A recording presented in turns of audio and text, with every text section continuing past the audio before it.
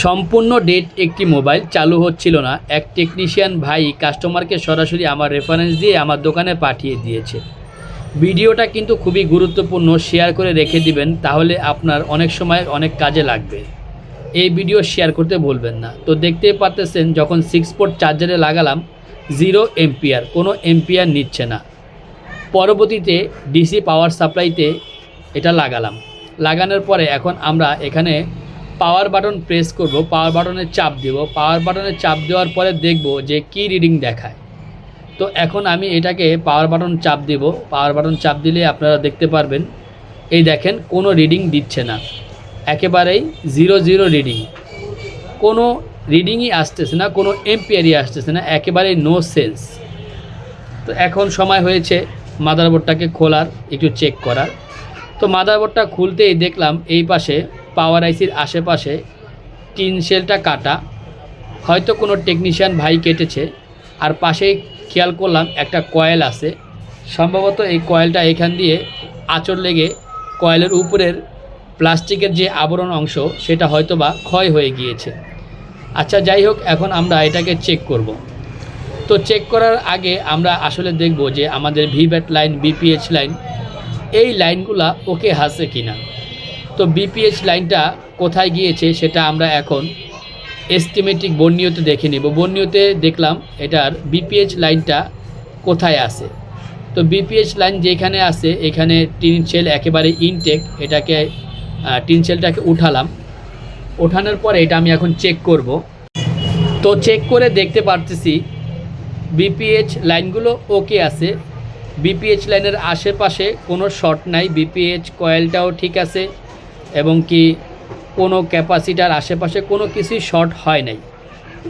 তো এখন আরও ভালোভাবে চেক করতে হবে, কারণ অনেক সময় কিন্তু ছোটোখাটো বিষয়গুলো চোখে ধরা পড়ে না, তাই ছোটোখাটো বিষয় কিন্তু বেশি সময় দিতে হয়। তো দেখলাম বিপিএইচ লাইনের আশেপাশে সব ওকে।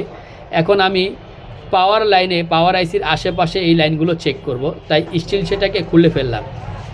তো এইখানে একটা আবরণ দেওয়া, সেটাকে উঠিয়ে ফেললাম। উঠিয়ে এখন আমি দেখব এখানে কয়েলগুলো ঠিক আছে কিনা, ক্যাপাসিটারগুলো ঠিক আছে কিনা, একটা একটা করে লাইনগুলো চেক করব। কারণ আমি খেয়াল করে দেখেছি 100 শর্ট মোবাইলের মধ্যেই 80% প্রবলেম কিন্তু এই পার্টস থেকেই হয়, ক্যাপাসিটার থেকেই বেশিরভাগ সমস্যাগুলো হয়। তো তারপরও আমি এটাকে ভালোভাবে চেক করে নেব, কারণ আইসির সমস্যা 10 থেকে 20% মোবাইলে হয়, বাকি 80% সমস্যাই কিন্তু এই ছোটোখাটো জিনিস থেকে হয়ে থাকে। তো এখানে একটা ডায়েট আছে, আমি ডায়েটটাকে খুললাম। ডায়েটটাকে খুলে আমি এটাকে পরিমাপ করলাম যে ডায়েটটা ভালো আছে কিনা, কারণ ডায়েটের এক প্রান্তে নেগেটিভ এবং ডায়েটটা কয়েলের পাশেই ছিল। ডায়েটটা আমার কাছে একটু মনে হলো কেমন জানি। তো ডায়েট চেক করে দেখলাম না, ডায়েট ওকে আছে। এরপরে ক্যাপাসিটার দেখতেছি শর্ট, এখানে এই লাইনগুলো শর্ট।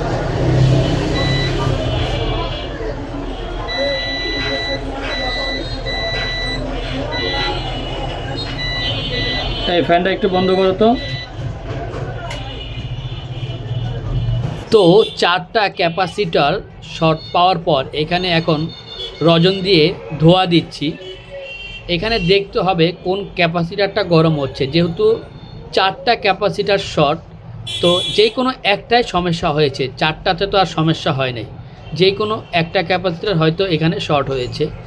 তো এখন আমরা পাওয়ার সাপ্লাইকে শর্ট কিলার মুডে নিয়ে এখানে ডিসি 3.7 ভোল্ট এবং 5 এম্পিয়ার দিয়ে মাত্র একটা সেকেন্ড টাচ করব। করার পরে দেখতেই পাচ্ছেন একটা বড় ক্যাপাসিটার কিন্তু যেটাই আমি টাচ করেছি সেইটাই কিন্তু গরম হয়েছে। তো এইটাকে আমি আরও ভালোভাবে ক্লিয়ার হব। এমনও হতে পারে যে আমি এই যেহেতু বোল্ট সরাসরি এখানে দিয়েছি, এই কারণে গরম হয়েছে, এই জন্য আবারও রজন দিয়ে ধোয়া দিয়ে দেখলাম, ক্লিয়ার হইলাম যে আসলে ওই ক্যাপাসিটারটাই গরম হচ্ছে কিনা। তো শিওর হলাম যে হ্যাঁ, প্রথমে যে ক্যাপাসিটারটা গরম হয়েছে, দ্বিতীয়বার অন্য একটা ক্যাপাসিটার ধরার পরে সেই একই ক্যাপাসিটারটাই কিন্তু শর্ট। ক্যাপাসিটারটা মাপলাম, দেখতেই পাচ্ছেন ক্যাপাসিটারটা মাপার পরে ক্যাপাসিটারটা কিন্তু শর্ট পেলাম। তো এখন আমরা এইখানে ক্যাপাসিটারটাকে রিমুভ করে দিয়েছি। রিমুভ করে দিয়ে এইখানে কিন্তু একটা ডায়েট ছিল, যে ডায়োডটা আমি প্রথম দিকেই এখান থেকে তুলে ফেলেছিলাম, সেই ডায়োডটাকে আবার এইখানে লাগিয়ে দেব, কারণ ডায়োডটা সম্পূর্ণ ভালো আছে। আমি ডায়োডটাকে মেপে দেখেছি, হ্যাঁ ডায়োডটা ভালো আছে। তো ডায়োড লাগানোর পরে আমি লাইনগুলো চেক করলাম যে আবারও শর্ট হয়ে গেল কি না। তো দেখলাম যে না, শর্ট নাই, এখন মাদারবোর্ডটা ওকে আছে। তো এখন এই ফিটিং করব, ফিটিং করে দেখব যে কাজটা ওকে হয়েছে কি না চেক করব। তো ব্যাটারিতে চার্জ নাই, এখন 0.6 এম্পিয়ারের চার্জ নিচ্ছে। হয়তো কিছুক্ষণ রেখে দিলে এটা কিন্তু ব্যাটারিটা উঠে যাবে। তো আসুন কিছুক্ষণ রেখে দিয়ে তারপরে আমরা চেক করব যে ব্যাটারিটা উঠে কিনা, মোবাইলটা পুরোপুরি চালু হয় কিনা, এম্পিয়ার ঠিকঠাক মতো টানে কিনা। তো অবশ্যই ভিডিওটা আবারও বলছি শেয়ার করে রাখবেন। আর যারা এই ভিডিওটা এতক্ষণ দেখেছেন তাদের অবশ্যই ধৈর্য আছে বলতেই হবে। তো দেখতেই পাচ্ছেন আমি মোবাইলটাকে চালু করার চেষ্টা করতেছি, এখানে কিন্তু 2 এম্পিয়ার মোটামুটি কারেক্ট এম্পিয়ার নিচ্ছে। 2 এম্পিয়ার মানে ভিভো Y20 এই মডেলগুলো 2 এম্পিয়ারই নেওয়ার কথা। তো 2 এম্পিয়ার নিচ্ছে এবং মোবাইলটা কিন্তু এই যে দেখেন চালু হয়ে গিয়েছে।